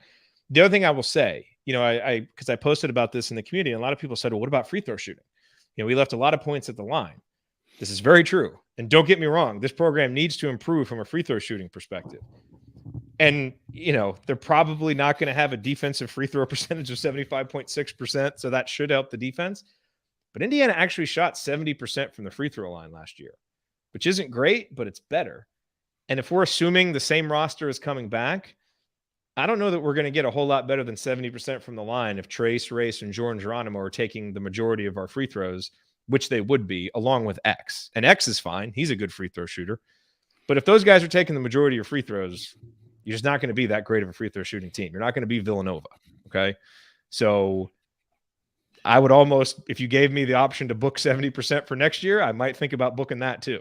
So that's why I think until we get some different guys in the program, I just don't think you're going to magically make those guys better shooters. Like, again, I'd love to see it. Let's see some player development. I would love to get out of this thought of not expecting guys to improve as shooters from year to year. We've just been conditioned to expect that. That's where we are. And so I think the most likely path is doubling down on what we do well, which is 2-point field goal percentage, offensive rebounding, and utilizing the strengths that we'll have if that lineup comes back. So there we go. A very detailed answer, but it was a good question. Better than mediocre question. So we were happy to answer it. Let's hit a few more of these quickly here, Coach. From IU Artifacts, do you see another internal promotion happening to fill the position of Director of Basketball Operations with the departure of Benny Sander, who went to Rhode Island to work with Archie Miller? Or do you see him looking elsewhere to someone who he has ties with? Man, I don't know how to answer that because I don't know. Maybe I should know the pecking order of who was on that staff. I'll just say from a macro perspective, if you have someone that was here and you're comfortable with, that's an easier transition than maybe spending time going out and bringing someone in to get him into how Indiana does things, but it has to be someone who's talented and trustworthy in that position, because your Dobo is a pretty important position. So I wonder if a guy like Adam Howard could do that. Is he ready to step up? He was a manager, right, this year? Yeah. I wonder if he'd be ready to step into a role like that. I don't know. Yeah, I don't know enough about the inner workings there to really be able to answer. As I mentioned to IU Artifacts, I think he should apply. I think he would make for a great Dobo. Let's go. Let's see, Rick. When can we feel pretty safe that we know what next year's roster will look like? November 5th. I mean, I don't know. Like, okay. When can you feel June safe? 1st? Yeah, I think when you June know what 1st, Trace when is going to do. Yeah. When Trace is going to do things, and then it depends on how all this other stuff plays out, because the portal is going to need to be worked sooner rather than later. And then summer workouts and all of that need to get going. And there's always, you could put your name in the portal anytime. So there's the possibility someone could bounce at any time or come into the program at any time. But I'm going to feel a little more comfortable writing out depth charts in June as opposed to the next couple of months. See, it's interesting. So we got a couple of these comments in here from Jim. I don't see the team being any better than this year. Struggle to be 500 in conference and struggle to make tournament. Melissa agreed. Man, I would say, again, we have to see what the roster is going to be. But if we're operating under the assumption, again, that a guy like Trace comes back, that it's going to be kind of similar, I just see a team that is still going to have some of the same weaknesses, but that projects to be better at the stuff it was already good at. And that makes me think this team will be better because I think it'll be able to be more consistent. I think a guy like Jalen Hood-Schifino fits the way that Mike Woodson wants to play better than Parker Stewart, even though Parker is a better three-point shooter. I think having that, Parker was not a playmaker at all. And I think what a guy like Hood-Schifino can do, or even more Trey Galloway, as a playmaker, as a secondary playmaker on the court more often, is really going to help us do, again, double down on what we're good at, because we had Parker shooting almost 40% from 3-point range. And, it didn't, there weren't a lot of games where that was the difference. That's the thing. Now it was the difference in losing because he didn't make some at the end of games, but I just think, again, I don't see a path for this team like becoming a top 10 team where it's, got all its issues figured out. But I think it can be better at the stuff that it was already good at. And that is a path to being better. And I think, especially if they get a lot of these guys back, there's something to be said for continuity, as a lot of other programs like Purdue and like, some of these other programs kind of have to reshuffle some things. And that can make Indiana better, quote unquote, just because in comparison to your main rivals. So I definitely see a path to that if the right guys come back.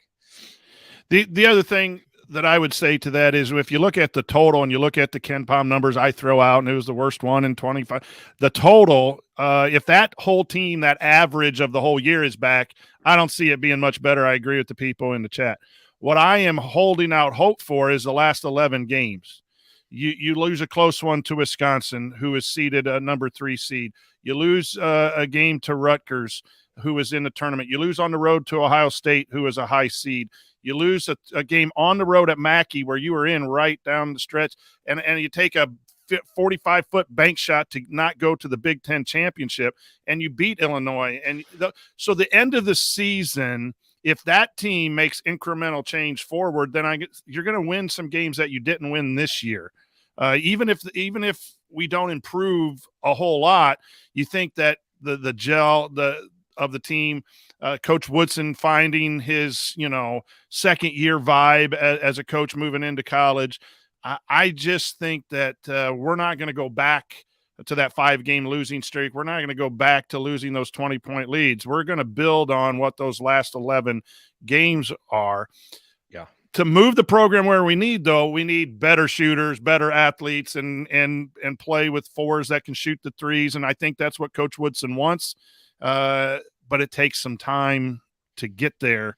And meanwhile, play that defense, build on those last 11 games where Indiana was really, really good, but had some breaks that didn't go their way. And maybe they just didn't play well in crunch situations to lose some of those tight games. But it was a lot more enjoyable the last 11 games than it was at a lot of points during the season. Yeah. And again, these conversations about, hey, could this team be better at the stuff it was already good at? It's contingent on three things: X being back, Trace being back, and either Race or Jordan Geronimo being back. And again, I'd love to get all of them back, but it's contingent on those things. If you remove one of those from the equation, this conversation changes. And obviously we're sitting here not knowing the final answers on any of those things, but eventually we will. Let's see. We got a comment in here from RHCP for life. What is up with Jared's hair tonight?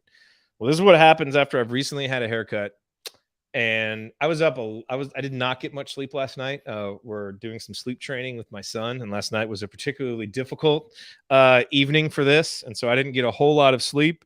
And so this is just kind of my bed head, and didn't shower and didn't have time to do anything. So if it looks a little odd, that is why we, going through this. It's a good thing I at least threw on a shirt. I was wearing some ratty old shirt right before I ran over here. I was like, I should probably at least change my shirt.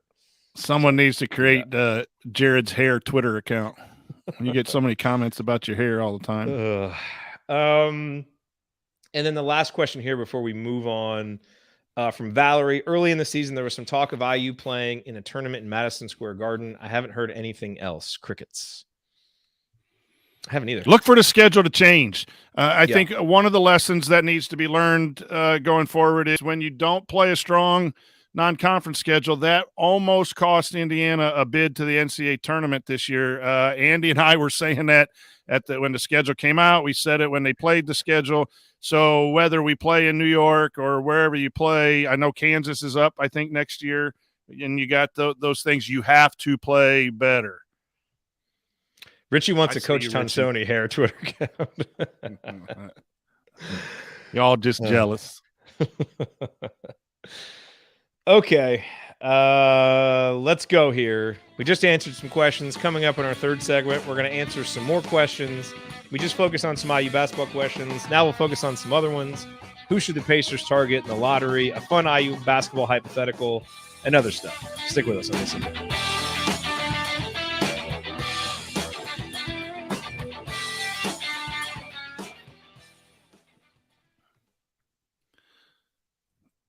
That was fun. I see you, Tyler. Hey, look, I have to say, and I'm not sure how much we talked about this on the show in February, just because we didn't have many assembly call radios. And so we're so focused on the games for the post-game show. But I know we talked about it in our chat, which was, is it, and this was when Trace was really struggling to do some of the things that we know he's capable of doing. Is it time for this program to move on and to try and find an offense that isn't, based around a guy who is, going on the block and kind of inconsistent and that was just the way Trace was playing. And my feelings on that did a 180 over the last 7-8 games of the season, because we saw what that ceiling can be. We saw what this offense can look like with X and Trace doing their thing. And I think any conversation about Indiana being better without Trace is absolutely silly now, because we just saw what this team can be. And it was by far the best version of the team when he's playing like that, and operating like that in the offense.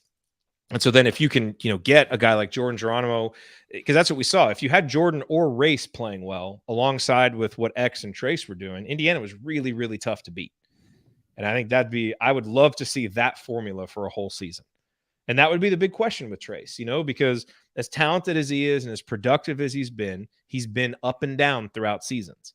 Could he come back as a senior, similar to what Yogi Ferrell did as a senior, right? Where his legacy was very uncertain after his junior season. But he came back as a senior and was awesome, was consistent. And that team went through its struggles early in the season, and he kept it going and was great. And can Trace be that guy and, kind of put, these last 7-8 games from last year, put together a season that's like that? Now he's leaving a legend just like Yogi did, and he's carrying this team forward with it. So, I understand, I guess, where some people are coming with those discussions, because I think we had some of them privately, but I just don't think you can watch those final 7-8 games and still think that. I don't see it. So, well, to me, it comes back to scheme. if you want a low post banger who you throw it into and let him do the crab dribble and then go through someone and score, TJD is not that guy. I think that's where his low 2-point percentage came from, because he did a lot of that, feed him in the post, and then he just, that jump hook wouldn't be on, those things. Once he got put in a lot more face-ups where he was catching and doing what we call the Sigma move and then driving and scoring, or the lobs, those are things that he excels at. And I believe if we go back and look at, they did more of in that last segment of the season when TJD started playing. But you also realize that TJD didn't play very well the first half of the Michigan game and got lit into by Coach Woodson, and then he had a good run. So you're concerned about that consistency, but part of that is scheme. And I think a lot of times we as coaches, we think we have the right scheme, and then you go back and you watch film and you look at stats and you're like, okay, man, that didn't work out. We need to do something different. And I think good coaches then evaluate every year, what should we do differently? And I think the use of TJD, if he comes back, has to be a lot different than just feeding the post. You notice they went to trace a lot, or race a lot, when they had an advantage. A smaller forward was guarding the race. They went to race with the post-up game, who I thought was more efficient with his back to the basket in the low post. Yep. But that was an advantage because he was on smaller fours. I don't know if that would still be there if he's in the 5 position. But Jared, I think the Big Ten, part of, everyone talks about what the commissioner needs to do to make the Big Ten better. I think college basketball in the Big Ten is post dominant with the back to the basket post. And when you get outside of the Big Ten, you don't have that as much. Yes, I think Baycott was a 5, and Kansas had McCormick. I mean, you can win that way if you've got the right guys around them. But the 4s were different. That's the thing. You didn't have, and so were the guards. Yeah, well, Bill Self used to do the 2 posts and do the high-low invert stuff, but then Self inverted the offense at the end because they weren't scoring in the low post with McCormick, and they were down 15 or 16 in the second half. He inverted the offense and brought the 5 up high and posted a guard, the Braun kid, and drove the Braun kid, and they got 8 quick points and got Kansas going. So that's where the scheme has to be evaluated. I know Coach Woodson came in with some ideas to utilize the players at their best, but obviously statistically and watching it wasn't a very good offense. That needs to be adjusted, and I'm pretty sure that he's well aware of that. In fact, I know he's well aware of that, and that's why he brought in people down, Whitman and everyone else, like, this isn't working. What can we do? And I think we'll just continue to see that get better.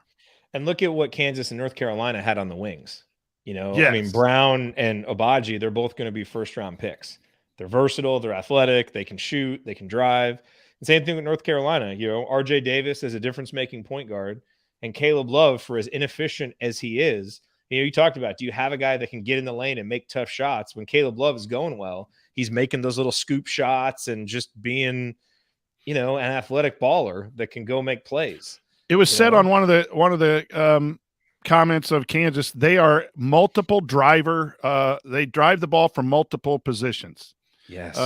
And that's puts pressure on. That's what our starting lineup did not do. Yeah, they weren't a great 3-point shooting team. They got hot in that semifinal and hit some big ones in the final, but they were multiple drivers, which then makes McCormick a dish, a lob, an offensive rebounding threat, and getting those 2s, as you said, in different ways than just that back to the basket power post game that we tried to do a lot in the first half of the season. But you need to have multiple drivers.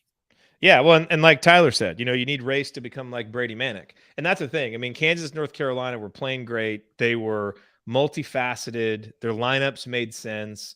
They didn't really have a lot of weaknesses. Now, Carolina had weaknesses all throughout the season, but they really didn't in that starting lineup as they move forward. And I don't see a path for Indiana to be there yet, because I just don't think the roster is quite there, but they can get closer, and some of the guys that are coming in, I think we have a fairly decent idea, I think, of the role Jalen Hood-Schifino is going to play. We don't know what CJ Gunn and Caleb Banks are going to do, but those are the kind of guys that you project forward 2 or 3 years that you could see in that national championship game. CJ Gunn is a guy who can get his own shot, who can elevate and make shots like an Abaji, and Caleb Banks is, an He's an athletic guy athlete. who can face the basket, and he'll be able to play in a game like that. Maybe not next year. That's what I mean. I just think it's going to take a couple of cycles of recruiting to turn the roster over enough to where we don't have some of these glaring holes. Doesn't mean we can't be better next year, though, because I think we can be. Okay, let's do this. Let's hit a few of these questions. Probably be pretty quick this segment. Chat mob, if you have anything else you want us to address, please pop it in there, and we'll talk about it. Here we go.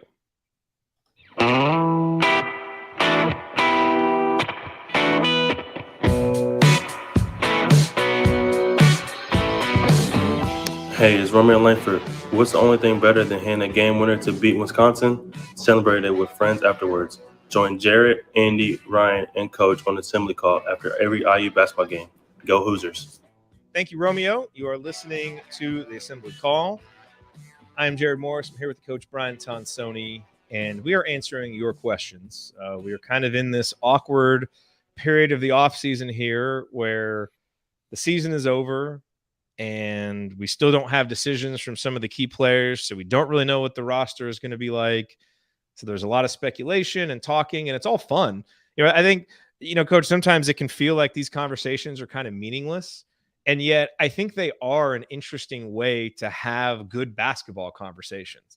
Okay, so let's assume this personnel set. What can this personnel set do? How can they be better? What's the best way to use them? Eventually we'll figure out what the actual personnel set is, and we'll talk through some of those things. And, so it's still fun. I think it can still be meaningful. But, obviously we're waiting to get the final decisions to know what this roster is going to look like. But in the meantime, we can answer your questions. And in segment 2, we spent a lot of time answering questions about IU and what the future of IU looks like. And now we've got a wide range of questions because this is an Ask Us Anything episode. And we'll get some here from the chat mob as we go forward. But let's hit some of these that were submitted ahead of time. This is from Luke. Here's a what-if scenario. If you could bring back any former player since 2010, who would it be and why? I think I would have to go with Jordan Hulls just because I'm so ready to see another great three-point shooter on the team. But Yogi was my second choice. Who are you taking, Coach? And I guess, did Luke say, I guess it's to play on this year's team. I'm bringing back Oladipo for that second side driver. Get to the lane, dunk over people. Yeah, that's who I'm bringing back. I know the three-point. I can't disagree with Luke. Bring back some shooters. I mean, look, Hulls would be nice. And Oladipo obviously proved he could shoot. I think you can make an interesting case for Christian Watford because of his versatility and shooting from the 4. But I think ultimately, give me the best basketball players and the best athletes. I'm bringing back OG because putting OG at the 4 as a driver and a defender, I know that, as a three-point shooter in college, he wasn't as polished as he is now. And so you wouldn't get that same jump. But I'm sorry, man, just plug OG into the lineup the way that he was playing as a sophomore before he got hurt. I'll take my chances with that guy. That's a good call. I think I'd be really hard pressed to not take him because now you probably do have the number 1 defense in the country if you've got OG. I think sometimes the shooting, I don't know. I guess I could go a couple different ways on this, because it feels like we've kind of been recruiting and arranging our rosters that way where we've sided with, give me the athlete and the guy who's good at defense and we'll figure out the rest of it later. And then we end up looking around and being like, we don't shoot, so we can't win. And so maybe there is a good argument for just take the shooters and figure out the defense part of it and all that other stuff. And we've already got good athletes. I'm just saying if I really had to make this decision, it would come down to Victor and OG. And I think I'd have a really hard time not picking OG. No Troy Williams. So good. I mean, there's a driver. I love Troy, but the player comp, the player comp that came to mind a lot as I went through this season is Trey Galloway is a lot like Troy Williams right now. Yeah. Like there's good Trey and there's bad Trey. And there's some games where he's giving you that spark and he's driving and scoring. And there's some other games where he really struggles to get in the flow. And I think there's actually a decent amount of similarities between those two guys. And if Trey can improve his three-point shooting in his junior season like Troy did, that would be really big for this program. Luke, this is a good question because I want to bring back Sheehy when we win at Purdue just to flex on them damn Boilermakers one more time. Oh, man. So many great plays. I'd like to bring back Thomas Bryant and have a 5-man who can make three-pointers. There you go. Absolutely. We've had some great play. I mean, I know it's been a rough time, but I do enjoy questions like this because we really have been blessed to cheer for some really good players. Like the teams haven't always coalesced very well, but we've had some good players, and a lot of them are playing in the NBA right now. I mean, you can make an argument for Romeo. Bring him back. James Blackman Knocked down some shots. Would he play him? Well, yeah, he wouldn't guard. James, if you're listening, that's okay, man. We need threes. We do need threes. Don't worry about your defense over there, wherever you're at. Just keep shooting. Keep shooting. You don't get your name in the paper for guarding.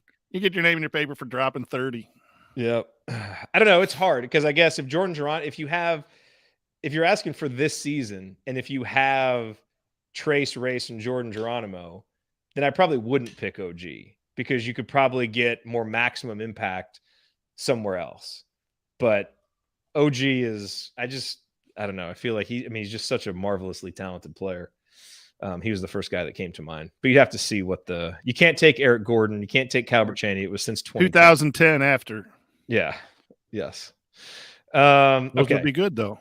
From Chris, with the football team getting a commitment from Shane McMahon, who is the grandson of Vince McMahon, I believe, what kind of IU WWE cross promotion would you like to see? Were you big into wrestling? I'm not big into wrestling. I wasn't either. I can't answer this question. I know I can't either. We do have The Rock, though. Yeah. Chris was a wrestler. Said he's thinking a stone cold stunner on an opposing coach such as Fran McCaffrey or Greg Gard would work well. Now I'm all for that. I'm all for that, Chris. You can drop those two dudes anytime you want. Did you see Iowa scheduled a game with Bethune-Cookman earlier today? Yeah. Really padding that. Also, it was funny. Someone tweeted out that Fran McCaffrey, like on his radio show, had confirmed that who's the younger son, Patrick. He confirmed that Patrick McCaffrey was coming back, and then Patrick McCaffrey retweeted him and said, "I can confirm that this is not confirmed." That's got to be interesting playing for your dad at the college level with as much pressure as there is. And it's got to be interesting. Brian says, question I've been saving for the offseason. Does Assembly Call have to pay Stephen A. Smith a royalty every time Ryan says, quite frankly, on the show? No, but maybe we should. Hopefully they're not going to come for back pay. Stephen A. isn't a pimple on Ryan's ass. Ryan is so much better than Stephen A. Give me more Ryan. Pay Ryan, Stephen A. You steal everything from my guy in San Diego. Man.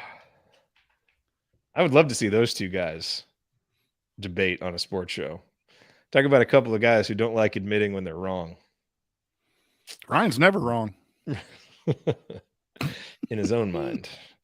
Okay, David King, regardless of your NBA fandom, who do you think the Pacers should select with their hopefully top 5 pick? All right, so I'm not a big NBA guy. So I did look up the draft, where Indiana is likely to draft, and I saw the guy from Kentucky and then Keegan Murray from Iowa, and I'm like, oh my gosh, I don't wish that upon anyone. Although, as a player, I think the Murray kid 6'9" can shoot. If he can guard NBA, if he's ranked in that area, I think that's good. And I saw where the Pacers have a second pick in the first round, and one of them was predicted to go to a guard, and one was going to a forward. So I think they have some options there at that early pick. Let me ask it to you this way, because a lot of mock drafts I've seen, based on where the Pacers are likely to get a pick, have Jaden Ivey going to the Pacers. What are your thoughts on Jaden Ivey's pro potential? The most interesting comment I've heard about it, this was from Mark Titus, who said Jaden Ivey is probably overrated as a college player and underrated as a pro prospect, which I thought was interesting, in that his game will fit better in the NBA, and some of the limitations that he may have at Purdue and some of the things that may have frustrated him won't be. And I say that because it made me a little bit more open-minded to my opinion on Jaden Ivey, and maybe I just saw him on the wrong days, but I didn't quite get it with him. He's a phenomenal athlete and offensive player, but I just don't fully get it as the overall package. I think that's what the NBA is. And again, I'm not an expert at all. I watch way too much college basketball. Not way too much, a perfect amount actually. But I don't watch any pros until now. When the NCAA tournament's over, now I'll start watching some pro ball. So I don't think that I'm really a good person to comment on that. But he reminds me a little bit of Ayu. Questionable. Not questionable three, but can knock down some three, but wasn't just a pure three, but had great athleticism. And I think Ivy's quicker with the ball. And Ayu was drafted in the second round and wasn't thought to be a likely G League back and forth. And he's playing major minutes for the Bulls and has really done a good job for the Bulls. So I think that's an example. Ayu is more, I think, praised as a college guy all around. But I just think he's talented. He can shoot. He you can't teach that level of quickness with the ball.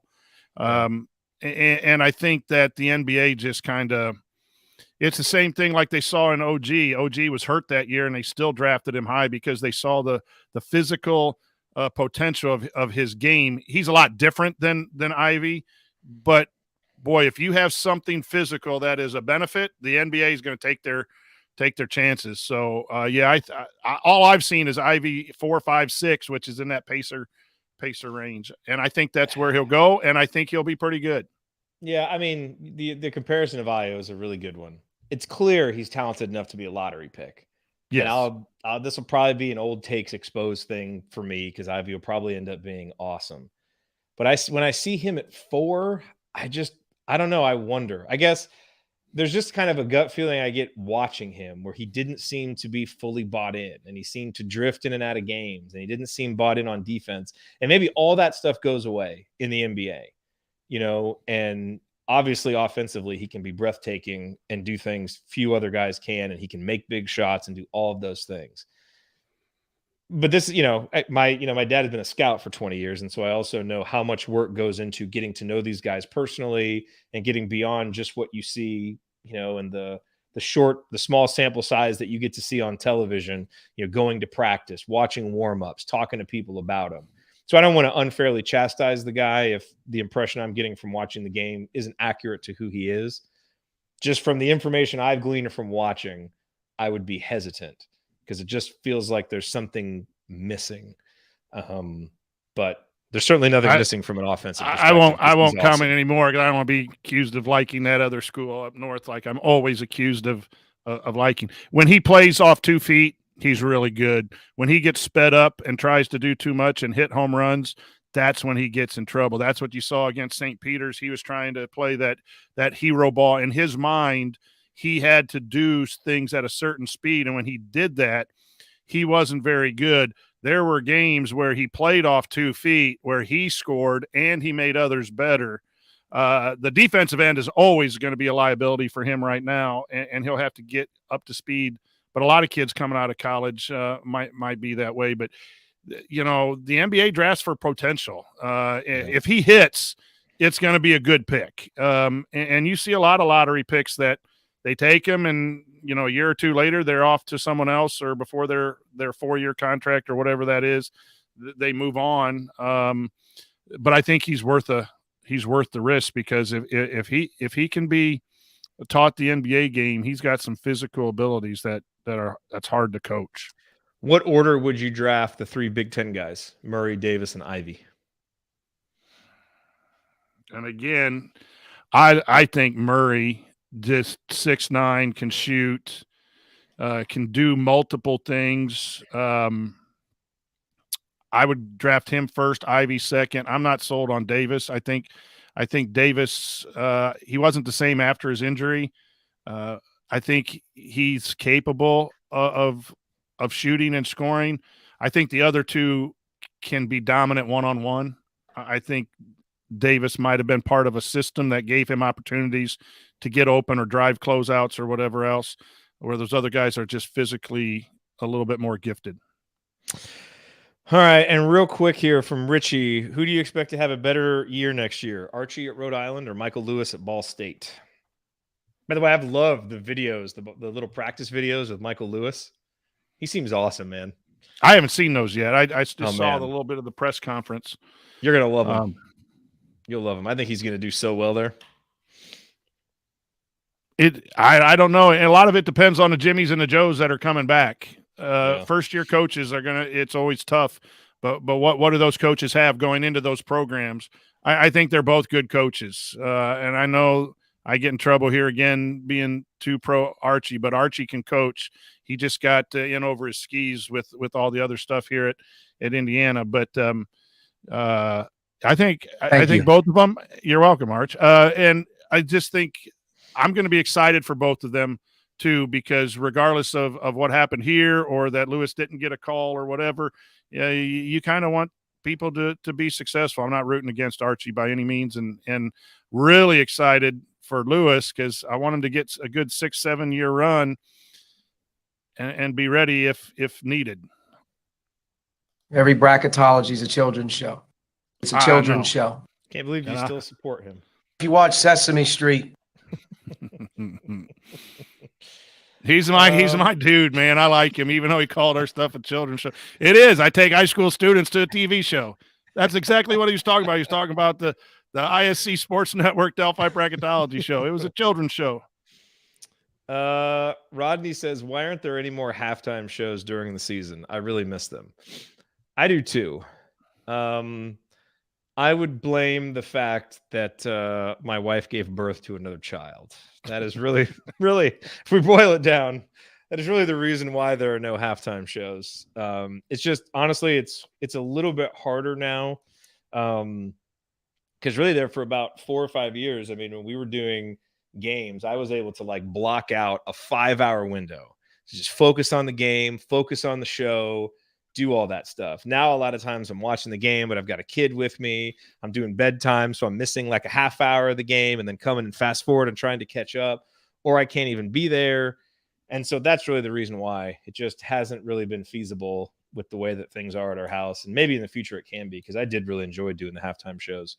But halftime is usually spent doing something else now. And I don't really see a way around that at present. So that is why. And yes, that is the last child that we are making. 100%. That is it. All right, Coach. I think that's all we got here. Any final thoughts? Did I miss any good questions in the chat? I think so. I don't think so. All right. Well, that was fun. We were able to extract, I don't know, 90 plus minutes of conversation out of a week where not a lot happened. So that's, I'd say that constitutes a good offseason show. You know, in all seriousness, though, and I've said this an awful lot, and I know you feel the same way. The community and the chat, we get a lot of good questions that really help us in our segment 3, and when we do the Ask Me Anything shows like today, when it is a relatively slow off season, there are a lot of really good questions, and some of those we don't like to answer, like, you know, got to pick between Race, Geronimo, and Trace, but thanks for that, because it gives us an opportunity to state what we believe and talk basketball. So you know, thanks out to all of you for your questions. Absolutely. All righty. Well, that will do it for us on this week's edition of the Assembly Call. If you ever want to see us do the show live, you can join us at assemblycall.com on Thursday nights for the live broadcast of our Assembly Call radio recording. As always, we thank Bob Thompson for producing the music that you hear on the show, and thank you to John Ringer of Rig Design for designing our logos. And thank you, as always, for listening. We will be back with an emergency episode if we get some news, but certainly next Thursday night with a new episode. Until then. Take it from me, Jordan Halls. Keep your elbow in and your eyes on the rim. And go Hoosiers. Boom. All right. Well, glad that worked out, Coach. Yeah, thanks for stepping in on that. Harried beginning. That's happened a couple times. Once I hit record on the audio hijack, that's happened a couple times where it kicked off my headphones or kicked off the audio. So I'll just have to make sure I double check every time. You know, I was trying to do just a quick practice before. Yeah, I should do that. That's lack of preparation. It happens. Not bringing my A game. It happens. All right, I'm gonna go get this over to Ari and then go try to get some sleep here until. Hey, how about little Teddy cooperating? He No went to bed kidding. basically in time. Game He hasn't ball. popped up at all. Game ball to Teddy. Game ball to Teddy. Game ball to little Teddy, sleeping like a Hey, champ. also game ball to Charlie for staying up this late and listening to Charlie Trump. He was making fun of my hair, so I'm going to give it back to him. Thanks, Charlie, for staying awake. Appreciate it. And to Megan for being here with all the stuff she has going on right now. Oh, geez. And we're getting spammed. At least they waited till the end. That one of my goals, Jared, is to travel down south. I think Charlie lives in southern Indiana. I want to do a game watch with Charlie. That'd be awesome. Drive down. If I have some free time, I might just go and do that to a few places. Just get the okay and stop by. Make it happen. Make it happen. All right, y'all. We'll see you on Twitter and in the community and all those places, and then be back here next week.